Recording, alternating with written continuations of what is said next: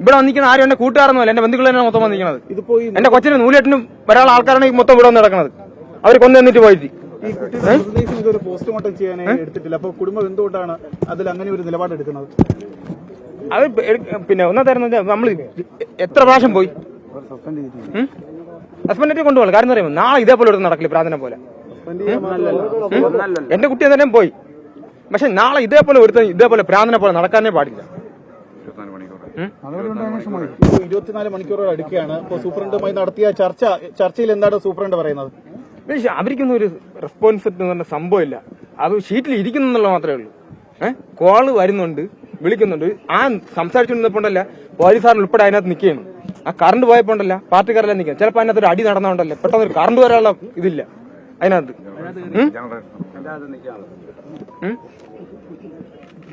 പൈസ മാറ്റാൻ വേണ്ടി കഴിവുണ്ട്. പൈസ ഈ ഡോക്ടറുമായി ബന്ധപ്പെട്ട് നേരത്തെ ഒരു ആരോപണം ഉന്നയിച്ചിരുന്നു. ശസ്ത്രക്രിയയ്ക്ക് മുമ്പ് ഡോക്ടറുടെ മുറിയിലെത്തി പണം നൽകിയെന്ന് കുടുംബം പറയുന്നുണ്ട്. എങ്ങനെയാണ് പണം നൽകിയിട്ടുണ്ടോ ഡോക്ടറിന്? പൈസ കൊടുത്തിട്ടുണ്ട്. പക്ഷെ നിങ്ങൾ ചാനലുകാർ ചോദിക്കൊണ്ട് പറയണതല്ല, പൈസ ഞാൻ കൊടുത്തിട്ടുണ്ട്. ഡോക്ടറുടെ മുറിയിലെത്തിയാണോ പണം നൽകിയത്? മുറിയിൽ തന്നെയാണ് ചെന്ന് കൊടുത്തത്. 2 പ്രാവശ്യം കൊണ്ട് കൊടുത്തു. ഡോക്ടർ ആവശ്യപ്പെട്ടിട്ടുണ്ടോ? അങ്ങനെ തന്നെയാണ്. അവിടെ നിന്ന് എല്ലാവരും പറഞ്ഞിട്ടില്ല ഇത്ര വെച്ച് ഫീസ് വെച്ച് കൊടുക്കുന്ന പറഞ്ഞാൽ കൊടുത്തിട്ടുണ്ടല്ലോ. എത്ര രൂപയാണ് നൽകിയത്? 2 പ്രാവശ്യം റൂമിൽ പോയിട്ടുള്ളൂ. പിന്നോടല്ല ഇവിടെ ഈ ആശുപത്രിയിൽ വന്നിട്ടാണ് കണ്ടിട്ടുള്ളത്. എത്ര രൂപയാണ് ഡോക്ടർ ആവശ്യപ്പെട്ടത്?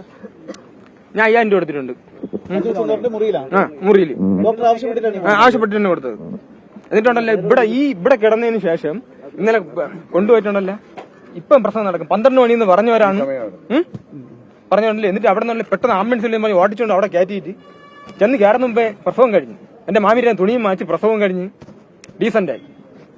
എന്നിട്ട് ഞാൻ കയറിപ്പോയി പറയാണ്, മോനെ ഞാനല്ല പ്രസവം എടുത്തത്, ഞാനല്ല മോനെ പ്രസവം എടുത്തത്. അപ്പൊ ചത്ത കൊച്ചിനെ കണ്ട അറിഞ്ഞുകൂടി, ഞാൻ പ്രായമില്ലാത്തവനാ മണ്ടനായ.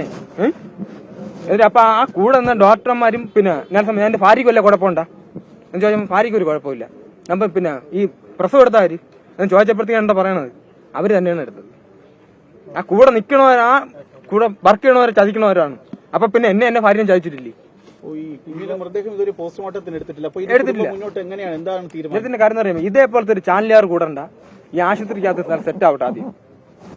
ഉപയോഗമുള്ളവരുണ്ടല്ലോ നോക്കട്ടെ, എന്നിട്ട് എന്റെ കൊച്ചിനെ കൊണ്ടുപോകാം. എനിക്ക് ആദ്യമായിട്ടുള്ള കൊച്ചാണ്.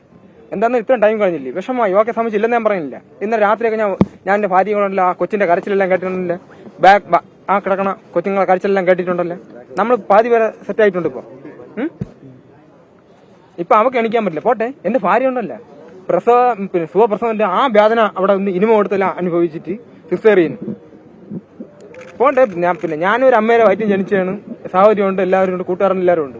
അപ്പുറത്തെ ഉണ്ടല്ലേ ഈ വേദന ഉണ്ടല്ലേ സിസേറിയനൊക്കെ ചെയ്യുമ്പോഴത്തേക്കല്ലേ ഈ നിൽക്കണം. നിങ്ങൾക്ക് അറിയാലോ.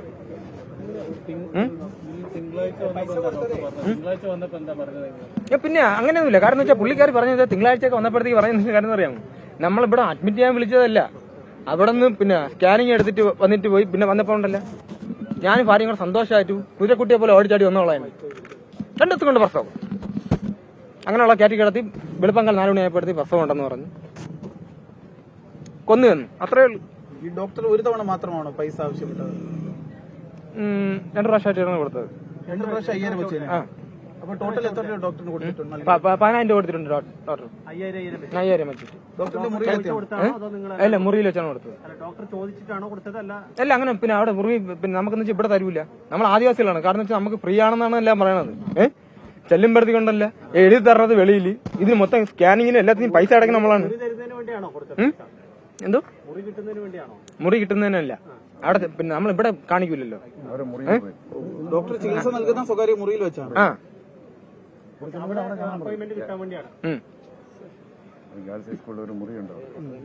റൂമിൽ ചെന്ന് കാണുന്നവർ മാത്രമേ ആ തരത്തിലുള്ള മുറിയുണ്ട്. വാങ്ങിയായിരുന്നു കുഴപ്പമില്ല. കാര്യം എന്ന് അറിയാമോ, പക്ഷെ അവര് ഒരു മാന്യത കാണിക്കണമല്ലോ. കൊച്ചിനെ കൊന്നിട്ടും വീണ്ടും പറയുന്നറിയാമോ ഞാനല്ല ചെയ്തതെന്ന്. ആ കൂടെ നേരം ചതിച്ചു.